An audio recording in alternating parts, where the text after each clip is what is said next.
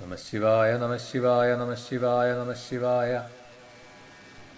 നമഃ ശിവായ നമഃ ശിവായ നമഃ ശിവായ നമഃ ശിവായ.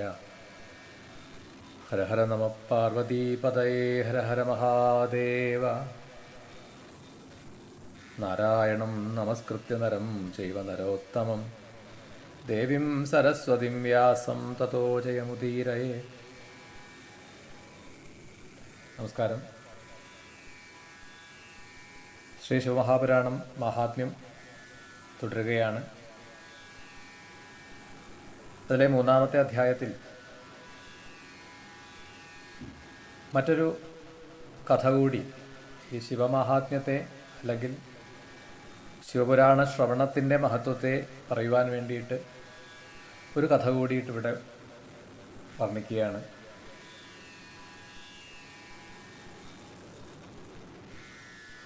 ബാഷ്കളം എന്ന ഗ്രാമത്തിലെ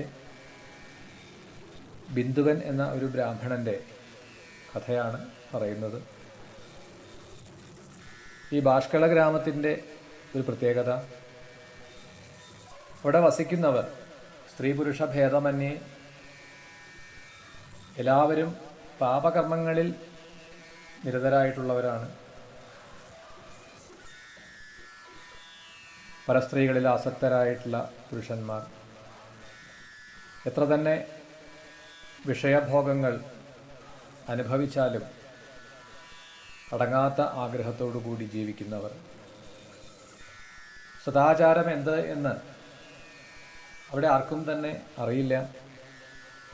ഇങ്ങനെ ആചാരമര്യാദകളെയെല്ലാം ലംഘിച്ച് ഇഷ്ടം പോലെ ജീവിക്കുന്ന ആ ബാഷ്കളത്തിലെ ജനങ്ങളുടെ ഇടയിൽ ബിന്ദുകൻ എന്നൊരു ബ്രാഹ്മണനും ഉണ്ടായിരുന്നു.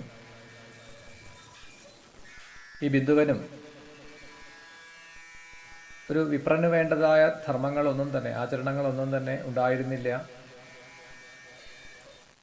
അദ്ദേഹം ഗൃഹസ്ഥാശ്രമത്തെ സ്വീകരിച്ച ആളാണ്.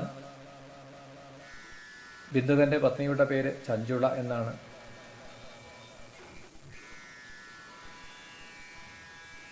ഇദ്ദേഹം വിവാഹിതനാണ് എങ്കിൽ കൂടിയിട്ട് പരസ്ത്രീകളിൽ സക്തനാണ്. ഇതൊക്കെ അറിയുന്ന ചഞ്ചുള ആദ്യമൊന്നും അതിനെക്കുറിച്ചൊന്നും പരാതിപ്പെട്ടിട്ടില്ല. കുറേ കാലം കഴിഞ്ഞു. ഏതൊരു മനുഷ്യനും ഈ യൗവനാവസ്ഥയിൽ ഉള്ള വികാര വിചാരങ്ങളെ അതിനെ ഒതുക്കാൻ കഴിഞ്ഞു എന്ന് വരില്ല.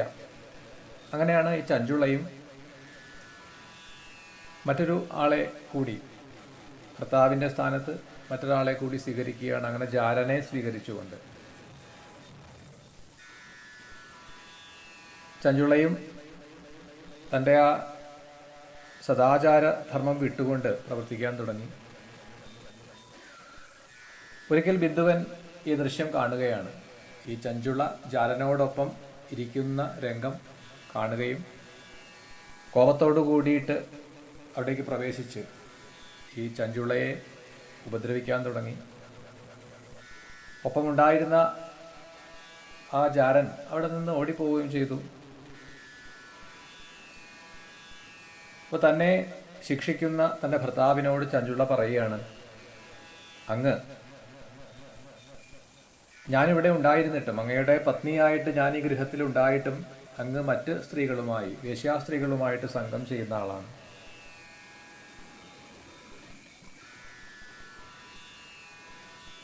അതെല്ലാം കണ്ടുകൊണ്ട് ഞാൻ എത്രയോ കാലമായി ഇവിടെ ജീവിക്കുന്നു. അപ്പോൾ തെറ്റ് ചെയ്യുന്ന, അധർമ്മം ചെയ്യുന്ന അങ്ങ് എന്നെ എന്തിനാണ് ഞാൻ ചെയ്ത ഈ തെറ്റിന് ശിക്ഷിക്കുന്നത്? അങ്ങനെ തെറ്റ് ചെയ്യുന്ന അങ്ങ്, പാപകർമ്മത്തെ ചെയ്യുന്ന അങ്ങയ്ക്ക് എന്നെ ശിക്ഷിക്കുവാൻ എന്ത് അവകാശമാണുള്ളത്?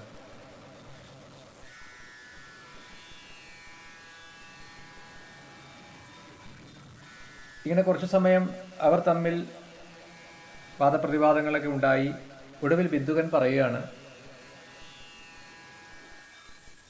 ഒരു കാര്യം ചെയ്യൂ, നിനക്ക് യഥേഷ്ടം ജാരന്മാരെ സ്വീകരിക്കാം,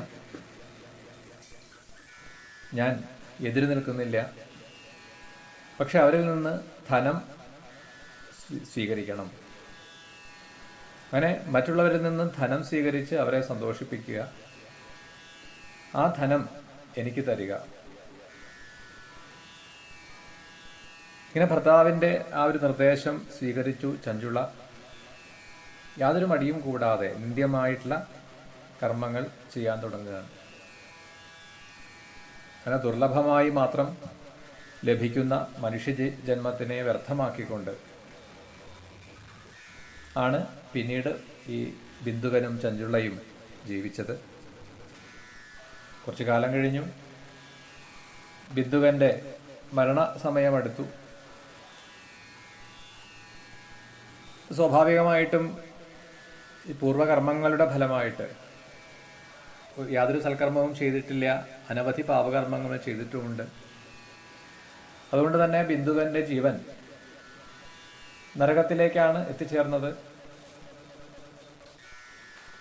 അത് നരകത്തിലെത്തിയതായ ആ ജീവന് പലതരം ശിക്ഷകളും അനുഭവിക്കേണ്ടി വരുന്നു. വീണ്ടും ഭൂമിയിലെ വിന്ധ്യാചലത്തിലെ ഒരു വനത്തിൽ ഒരു പിശാചായിട്ട് വീണ്ടും വന്ന് ജനിക്കുകയാണ്.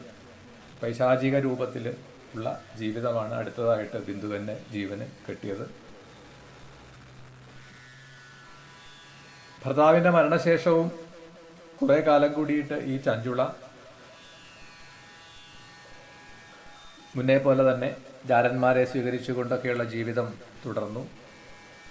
അതിൽ സന്തതികളൊക്കെ ഉണ്ടായി. ക്രമേണ ഈ യൗവനമൊക്കെ അസ്തമിച്ചു. ഒരിക്കൽ തൻ്റെ ബന്ധുക്കളോടൊപ്പം ഗോകർണ ക്ഷേത്രം അവിടെ എത്തിച്ചേർന്നു. മറ്റുള്ളവരോടൊപ്പം തീർത്ഥസ്നാനമൊക്കെ ചെയ്തു. ആ ഗോകർണത്തിലെ ശിവക്ഷേത്രത്തിൽ എത്തി. ആ സമയത്ത് അവിടെ കുറേ ഭക്തന്മാർക്ക് മുന്നിൽ ഒരു മഹാത്മാവ് ഈ ശിവപുരാണ കഥകളെ വിസ്തരിച്ചുകൊണ്ടിരിക്കുകയാണ്. ഈ ചഞ്ചുളയും കൂടെയുള്ളവരും പ്രവേശിക്കുന്ന ആ സന്ദർഭത്തിൽ വർണ്ണിച്ചുകൊണ്ടിരുന്ന ഭാഗം ഒരു സ്ത്രീ ഭർത്താവ് ജീവിച്ചിരിക്കെ മറ്റു പുരുഷന്മാരുമായിട്ട് മറ്റു ജാരന്മാരുമായിട്ട് സംഘമുണ്ടായാൽ, അങ്ങനെ വ്യഭിചാര ദോഷം ബാധിച്ചാൽ നരകയാതന ഉണ്ടാവും. എന്തൊക്കെ നരകയാതനയാണ് അനുഭവിക്കേണ്ടി വരിക, ഇതൊക്കെയാണ് ആ സമയത്ത് വർണ്ണിച്ചുകൊണ്ടിരുന്നത്. അപ്പോൾ തൻ്റെ ജീവിതം ഇതുപോലെ ആയിരുന്നു എന്നും തനിക്കിനി ഉണ്ടാവാൻ പോകുന്നത് നരക അനുഭവമാണ് എന്നുമൊക്കെ കേൾക്കുന്ന ചഞ്ചുളയ്ക്ക് വല്ലാതെ ഭയം ബാധിച്ചു.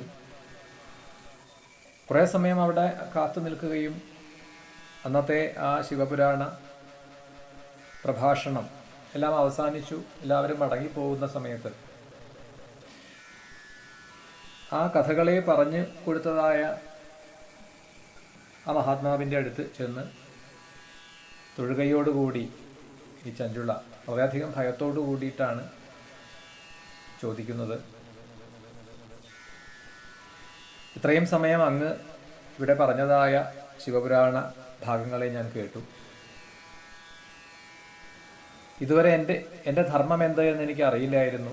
വളരെയധികം ദുഷ്കർമ്മങ്ങൾ ഞാൻ ചെയ്തിട്ടുണ്ട് എന്നിപ്പോൾ എനിക്ക് മനസ്സിലായി. എൻ്റെ യൗവന കാലത്തിൽ ഞാൻ പരപുരുഷന്മാരെ പലരെയും സ്വീകരിച്ചു.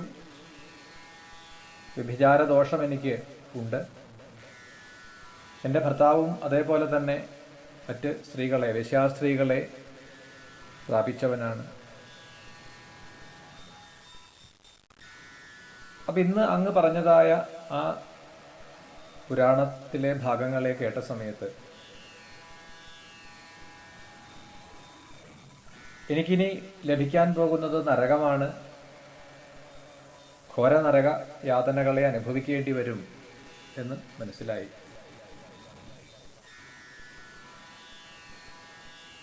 മരണസമയത്ത് യമകിങ്കരന്മാരെ കാണുക, ആ യമകിങ്കരന്മാർ ജീവനെ കെട്ടിവലിച്ചു കൊണ്ടുപോകുക, നരകത്തിലെത്തിക്കഴിഞ്ഞാൽ ആ യാതനാദേഹത്തിനെ പല ഖണ്ഡങ്ങളാക്കുന്നു.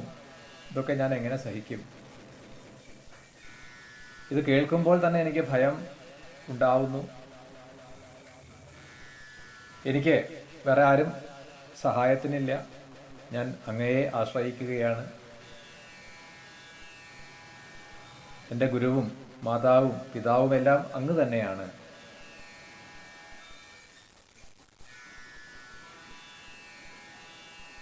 എൻ്റെ പാപങ്ങൾ എങ്ങനെയാണ് ക്ഷയിക്കുക? എത്രയോ പ്രാവശ്യം ഗംഗാസ്നാനം ചെയ്താലും, 100 തവണ ഗംഗാസ്നാനം ചെയ്താലോ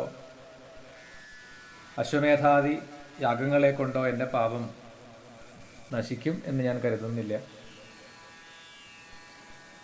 ഇങ്ങനെ പറഞ്ഞുകൊണ്ടാണ് ആ ചഞ്ചുള അദ്ദേഹത്തിനെ വീട് നമസ്കരിക്കുകയാണ്. അപ്പോൾ കുറച്ച് സമയത്തേക്കാണെങ്കിൽ കൂടിയിട്ട് ആ പുരാണശ്രവണം ചെയ്തതിൻ്റെ ഫലമായി തീവ്ര വൈരാഗ്യം ചഞ്ചുളയ്ക്ക് വന്നു കഴിഞ്ഞു.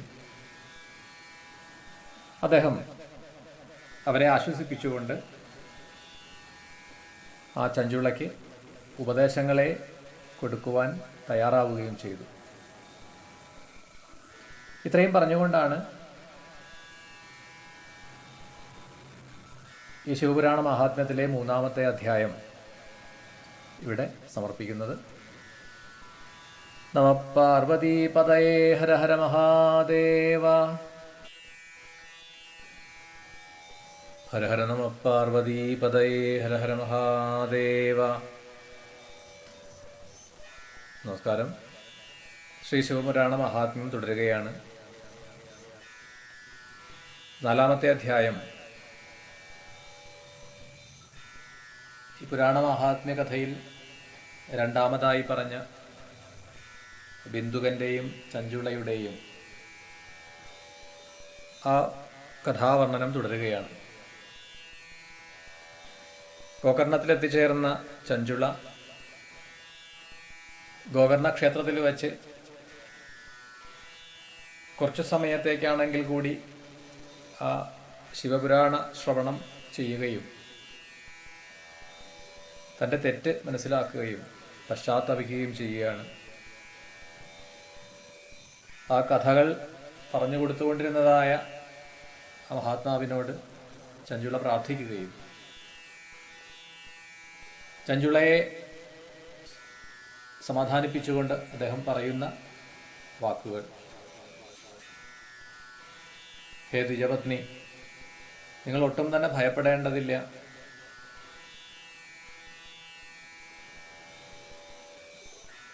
ശ്രീപരമേശ്വരൻ്റെ പാദത്തെ ആശ്രയിച്ചു കഴിഞ്ഞാൽ, ആ ഭഗവത് കടാക്ഷം ഉണ്ടായാൽ എല്ലാ പാപങ്ങളെയും അത് നശിപ്പിക്കും. അപ്പോൾ നിങ്ങൾക്ക് അല്പസമയമാണെങ്കിലും ശിവകഥകൾ കേട്ടതുകൊണ്ടാണ് ഈയൊരു വൈരാഗ്യം സിദ്ധിച്ചത്. ഇപ്പോൾ ഉണ്ടായ ഈ പശ്ചാത്താപം തന്നെ ആണ് ഏറ്റവും വലിയ പാപപരിഹാരം.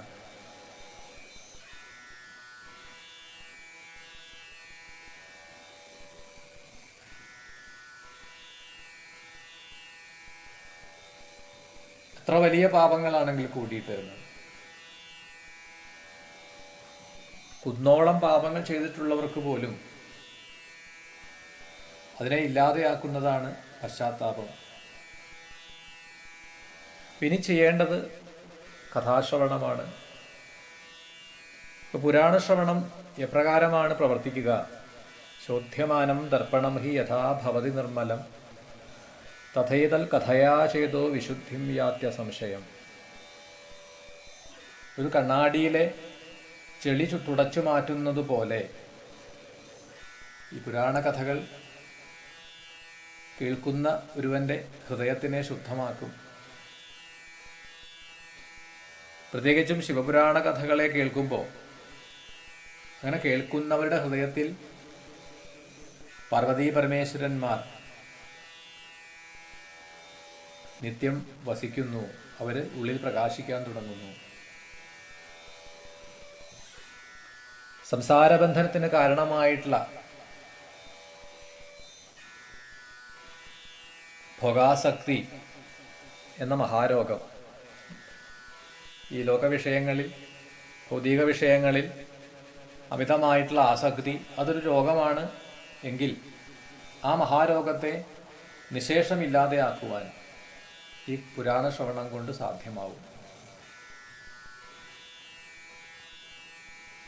അപ്പോൾ നിങ്ങൾക്ക് നിങ്ങളുടെ ഈ ഒരു വിഷമത്തിന്, ഈ ഒരു അവസ്ഥയ്ക്ക് ഏറ്റവും നല്ല പരിഹാരം എന്ന് പറയുന്നത് കഥാശ്രവണം തന്നെയാണ്. അതിൻ്റെ മറ്റൊരു പ്രയോജനം അത് ഭക്തിയെ ഉണ്ടാക്കും.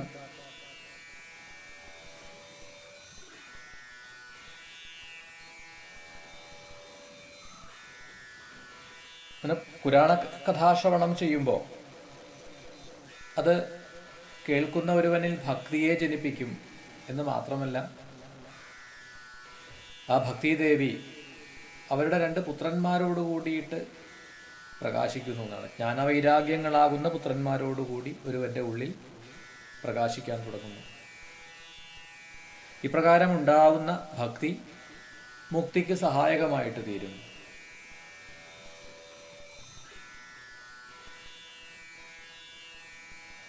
അങ്ങനെ ഭക്തിയോടുകൂടി, ജ്ഞാനവൈരാഗ്യങ്ങളോടുകൂടി, ഭക്തിയോടുകൂടി ആ കഥാശ്രവണം ചെയ്ത് ശുദ്ധി നേടാൻ കഴിയുന്ന ഒരുവന് ആ ഒരു ജന്മത്തിൽ തന്നെ മുക്തി ലഭിക്കും, യാതൊരു സംശയവുമില്ല. വീണ്ടും വീണ്ടും ആ ഒരു അദ്ദേഹത്തിൻ്റെ വാക്കുകൾ കേട്ട ചഞ്ചുള വളരെയധികം സന്തോഷത്തോടുകൂടി കണ്ണുനീരൊഴുക്കിക്കൊണ്ടാണ് അദ്ദേഹത്തിൻ്റെ പാദങ്ങളിൽ വീണ് നമസ്കരിക്കുന്നത്. അങ്ങനെ തുടർന്നുള്ള ദിവസങ്ങളിൽ ആ ഗോകർണത്തിൽ തന്നെ വസിച്ചുകൊണ്ട് ശിവപുരാണത്തെ പൂർണ്ണമായിട്ട് കേൾക്കുകയും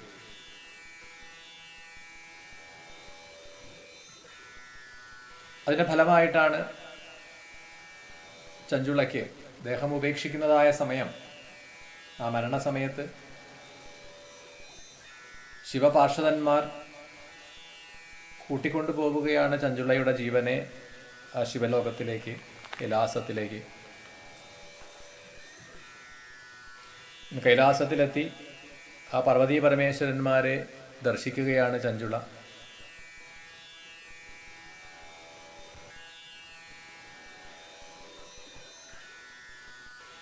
നീലഗ്രീവം പഞ്ചവക്ത്രം ത്രയംബകം ചന്ദ്രശേഖരം വാമാംഗേ വിഭ്രതം ഗൗരിം വിദ്യുൽപുഞ്ചസമപ്രഭാം കർപ്പൂരഗൗരം ഗൗരീശം സർവാലങ്കാരധാരിണം സിതഭസ്മ ലസദ്ദേഹം സിതവക്സ്ത്രം മഹോജ്വലം.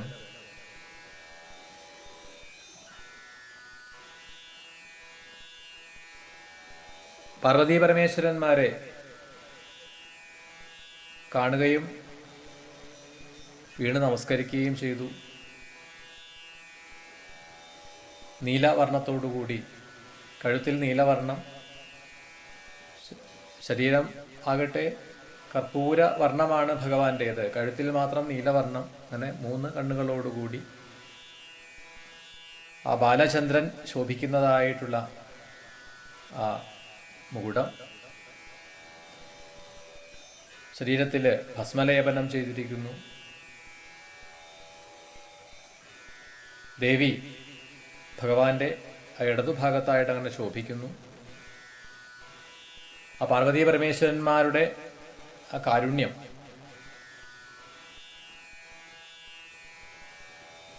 ചഞ്ചുളയ്ക്ക് പാർവതിയുടെ സഖിമാരിൽ ഒരാളായിട്ട് മാറാൻ അനുഗ്രഹം കൊടുക്കുകയാണ്.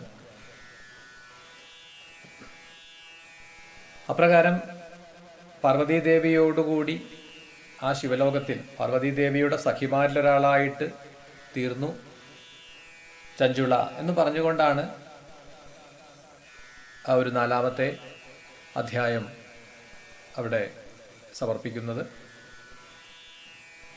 5-ാമത്തെ അധ്യായത്തിലും നമുക്ക് ഈ ഒരു കഥയുടെ തുടർച്ച തന്നെയാണ് കേൾക്കാൻ കഴിയുക. നമസ്കാരം. നമഃ പാർവതീപതയേ ഹര ഹര മഹാദേവ. ശ്രീ മഹാപുരാണ മാഹാത്മ്യം തുടരുകയാണ്. തൊട്ട് മുൻപുള്ള അധ്യായത്തിൽ നാം വർണ്ണിച്ചു കേട്ടതായ ചഞ്ചുളയുടെയും ബിന്ദുകൻ്റെയും ചരിത്രം തന്നെയാണ് ഇവിടെയും പറയുന്നത്. ഇപ്പോൾ ശിവപുരാണ ശ്രവണം കൊണ്ട് ശിവലോകത്തെ പ്രാപിച്ചതായ ചഞ്ചുള പാർവതീദേവിയുടെ സഖിമാരിലൊരാളായിട്ട് ദിവ്യരൂപത്തെ സ്വീകരിച്ചു എന്ന് പറഞ്ഞു. ഒരിക്കൽ ആ ചഞ്ചുള ദേവീപാദങ്ങളെ പ്രണമിച്ചുകൊണ്ട് സ്തുതിക്കുകയാണ്.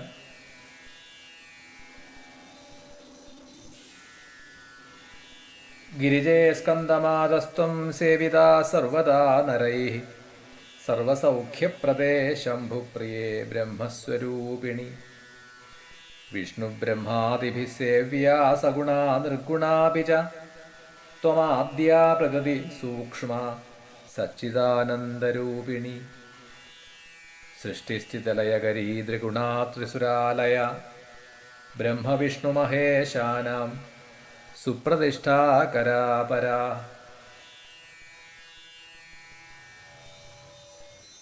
സ്കന്ദമാതാവായിട്ടുള്ള അവിടുന്ന് ഗിരിജയാണ്, സ്കന്ദമാതാവാണ്, ഹിമവാന്റെ പുത്രിയാണ്. ഗിരിരാജനായിട്ടുള്ള പർവ്വതരാജനായിട്ടുള്ള ഹിമവാന്റെ പുത്രിയായിട്ട് അവതരിച്ച ആളാണ്. സുബ്രഹ്മണ്യന്റെ കാർത്തികേയന്റെ മാതാവാണ്.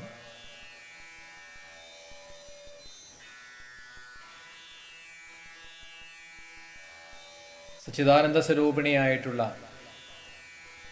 അമ്മ തന്നെയാണ്. സൃഷ്ടി, സ്ഥിതി, ലയം 3 ഗുണങ്ങളെ ആശ്രയിച്ചുകൊണ്ട്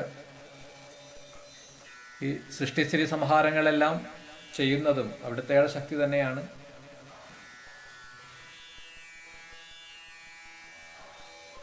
ത്രിമൂർത്തികൾക്ക് പോലും ആ ശക്തിയെ പ്രദാനം ചെയ്യുന്നതും ത്രിമൂർത്തികളുടെ ശക്തി രൂപത്തിൽ വർത്തിക്കുന്നതും അവിടുന്ന് തന്നെയാണ്.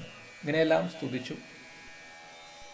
എന്താണ് വരം വേണ്ടത് എന്ന് പാർവതീദേവി ചോദിക്കുമ്പോൾ ചഞ്ചുള പറയുകയാണ്, എൻ്റെ ഭർത്താവ് ആ ബിന്ദുവൻ വിഷയാസംഗമൊക്കെ ചെയ്ത് അനവധി പാപകർമ്മങ്ങളെ ചെയ്തുകൊണ്ടാണ് ശരീരത്തെ ഉപേക്ഷിച്ചത്. എന്നേക്കാൾ മുൻപ് തന്നെ അദ്ദേഹം ശരീരം ഉപേക്ഷിച്ചിരുന്നു. അദ്ദേഹത്തിൻ്റെ ഇപ്പോഴത്തെ അവസ്ഥ എന്താണ്? ആ ചെയ്ത പാപങ്ങളുടെ ഫലം അനുഭവിക്കുകയാവില്ലേ? എങ്ങനെ അദ്ദേഹത്തിനെ കരകയറ്റാൻ പറ്റും? അപ്പോൾ ദേവി ചഞ്ചുളയോട് പറയുകയാണ്, ആ ബിന്ദുകൻ താൻ ചെയ്തതായ പാപകർമ്മങ്ങളുടെ ഫലമായിട്ട് പല നരകയാതനകളെയും അനുഭവിച്ച് അവശേഷിക്കുന്ന ആ പ്രാരബ്ധകർമ്മങ്ങളെ അനുഭവിച്ചു തീർക്കുവാൻ വേണ്ടി വിന്ധ്യാചലത്തിൽ പിശാച രൂപത്തിൽ വർത്തിക്കുകയാണ്, ക്ലേശത്തെ അനുഭവിക്കുകയാണ്. ഈ സംഗതി കേട്ടതും ചഞ്ചുളയ്ക്ക് വലിയ ദുഃഖമായി.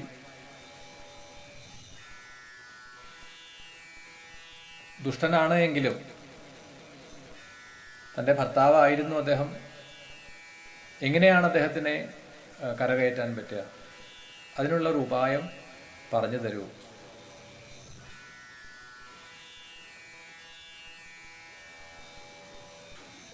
അപ്പോൾ ഇവിടെ ദേവി ചഞ്ചുളയോട് പറയുകയാണ്, വളരെയധികം പാപകർമ്മം ചെയ്ത ആളാണ് ബിന്ദുകൻ. എന്നിരുന്നാലും കഥാശ്രവണം കൊണ്ട്, പ്രത്യേകിച്ചും ഈ ചഞ്ചുള ചെയ്ത ആ ഒരു പുണ്യം, ശിവപുരാണ കഥകളെ അന്ന് ഗോകർണത്തിൽ വെച്ച് കേട്ടു. അതിൻ്റെ ഒരു പുണ്യം കൊണ്ട്, അതിൻ്റെ ഒരു ഫലം. ഇനി ഇതേ സംഗതി പറയുന്നുണ്ട് മറ്റൊരവസരത്തിൽ. ശിവപുരാണത്തിൽ തന്നെ പാർവതീഖണ്ഡം വരുന്ന സന്ദർഭത്തിൽ ഇവിടെ പതിവ്രതാധർമ്മത്തെ വർണ്ണിക്കുന്ന വേളയിൽ ഒരു പതിവ്രതയായ സ്ത്രീയുടെ പുണ്യം, അത് 3 പരമ്പരകൾക്കാണ് അതിൻ്റെ ഫലം അനുഭവിക്കാൻ കഴിയുക. അതേപോലെ ഒരു സ്ത്രീ ചെയ്യുന്ന പാപകർമ്മങ്ങൾ 3 പരമ്പരകളെ നശിപ്പിക്കും, ദുഷിപ്പിക്കും എന്ന് പറയുന്നുണ്ട്. ആ സ്ത്രീയുടെ അച്ഛൻ്റെ വംശപരമ്പര, അമ്മയുടെ വംശപരമ്പര, ഭർത്താവിൻ്റെ പരമ്പര. അപ്പം അതുകൊണ്ട് തന്നെ ഇവിടെ ഈ ചഞ്ചുളയുടെ ആ ഒരു സത്കർമ്മം, അതിൻ്റെ ഒരു ഫലം ബിന്ദുകനും അനുഭവയോഗം ഉണ്ടായി വരും, അനുഭവിക്കാനുള്ള ഒരു അവസരം ഉണ്ടാവും. അങ്ങനെ ചഞ്ചുളയെ ആശ്വസിപ്പിച്ചുകൊണ്ട് വേഗം തന്നെ തുമ്പുരു എന്ന ദേവഋഷിയെ ഇവിടേക്ക് വരുത്തുകയാണ്. എന്നിട്ട് തുമ്പുവിനോടായിട്ട് പറയുകയാണ് ഇവിടെ ദേവി, ഹേ തുമ്പുരോ ശിവപ്രീത മമ മാനസകാരക സഹാനയാ വിന്ധ്യശൈലം ഭദ്രം ദേ ഗച്ഛ സത്വരം ആസ്തൈരത്ര മഹാഘോര പിശാചോതി ഭയങ്കര തത് വൃത്തം ശൃണു സുപ്രീത്യാദിത സർവം ബ്രവീമിതേ. പാർവതീദേവി പറയുകയാണ് തുമ്പുരുവിനോട്, അങ്ങ് വിന്ധ്യാപർവ്വതത്തിൽ, വിന്ധ്യാചലത്തിൽ പോകണം. അവിടെ ഈ ചഞ്ചുളയുടെ ഭർത്താവ് ആയിരുന്ന ബിന്ദുകൻ പിശാചരൂപത്തെ സ്വീകരിച്ചുകൊണ്ട് വസിക്കുന്നുണ്ട്. നിഷിദ്ധകർമ്മങ്ങൾ ഒരുപാട് ചെയ്തിട്ടുള്ള ആളാണ് ആ ബിന്ദുകൻ.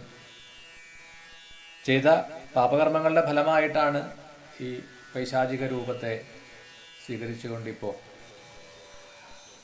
വിന്ധ്യാചലത്തിലെ വനത്തിൽ ക്ലേശങ്ങളെ അനുഭവിച്ചുകൊണ്ട് ഇരിക്കുന്നത്. എത്ര വലിയ പാപമാണ് എങ്കിൽ കൂടിയിട്ട് ആ പാപത്തിനെ മുഴുവൻ നശിപ്പിക്കുവാൻ അഗ്നിതുല്യമായിട്ടുള്ള, ദവാഗ്നിതുല്യമായിട്ടുള്ള ശിവചരിതം അത് കേൾപ്പിക്കൂ. തീർച്ചയായിട്ടും ആ പിശാച ഭാവത്തെ വിട്ട് അതിൽ നിന്ന് അദ്ദേഹം മോചിതനാവും. അങ്ങനെ തിരിച്ച് ആ ബിന്ദുകൻ്റെ ജീവനെ ഇവിടേക്ക് കൊണ്ടുവരണം, ഭഗവത് സമീപത്തിലേക്ക് എത്തിക്കണം. ഇങ്ങനെ ദേവിയുടെ ആ ഒരു നിർദ്ദേശം സ്വീകരിച്ച ബിന്ദുകൻ തുമ്പുരു ബിന്ദുക പത്നിയായിട്ടുള്ള ചഞ്ചുളയുമായിട്ട് വിന്ധ്യാചലത്തിൽ എത്തിച്ചേരുന്നു. ഈ ബിന്ദുകൻ്റെ ജീവനെ കണ്ടു. പൈശാചിക ഭാവത്തിൽ ഇരിക്കുന്നതായ ആ ബിന്ദുകനെ കാണുകയാണ്. പൊട്ടിച്ചിരിക്കുകയും പൊട്ടിക്കരയുകയും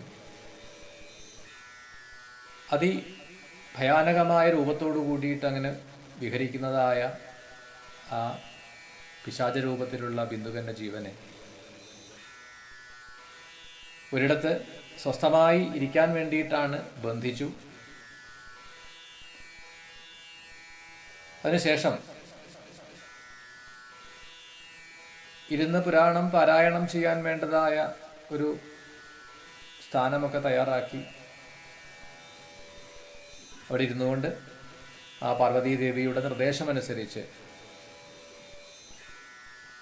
അദ്ദേഹം ഈ പുരാണം പാരായണം ചെയ്യാൻ ആരംഭിക്കുകയാണ്. അപ്പോൾ ദേവിയുടെ നിർദ്ദേശമനുസരിച്ച് ഇങ്ങനെ വിന്ധ്യാചലത്തിൽ ഈ തുമ്പുരു എന്നുള്ള മഹാത്മാവ് ശിവപുരാണത്തെ പാരായണം ചെയ്യുന്നു എന്ന് കേട്ടിട്ട് അവിടേക്ക് പല മഹാത്മാക്കളും എത്തിച്ചേർന്നു.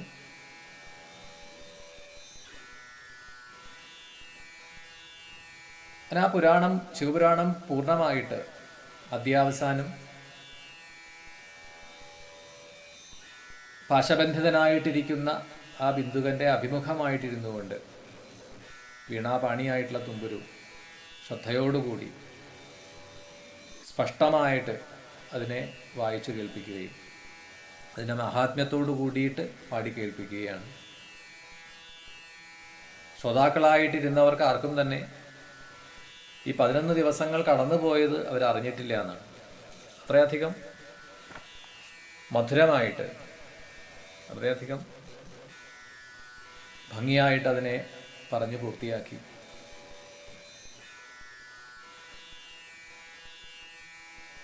ഈ പുരാണ ശ്രവണം ചെയ്തതോടു കൂടിയിട്ട് പിശാചരൂപം എല്ലാം മാറിക്കഴിഞ്ഞു. ദിവ്യരൂപത്തെ സ്വീകരിച്ചു ബിന്ദുവിൻ്റെ ജീവൻ. ആ ദേവിയുടെ നിർദ്ദേശം പോലെ തന്നെ പത്നീസമേതം ബിന്ദുവിനെ പാർവതീ പരമേശ്വരന്മാരുടെ മുൻപിലെത്തിക്കുകയും ചെയ്തു. ഇപ്രകാരം പുരാണ ശ്രവണം അത് ശ്രദ്ധയോടും ഭക്തിയോടും കൂടിയിട്ട് കേൾക്കാൻ കഴിഞ്ഞാൽ അത് മാത്രം മതി. അത് മുക്തിപ്രദമാണ്, അതേപോലെ ഭുക്തിയെയും പ്രദാനം ചെയ്യുന്നതാണ് എന്ന് പറഞ്ഞുകൊണ്ടാണ് ഇവിടെ ആ ഒരു കഥ സമർപ്പിക്കുന്നത്. നമസ്കാരം. ഹര ഹര നമ പാർവതീപതയേ ഹര ഹര മഹാദേവ.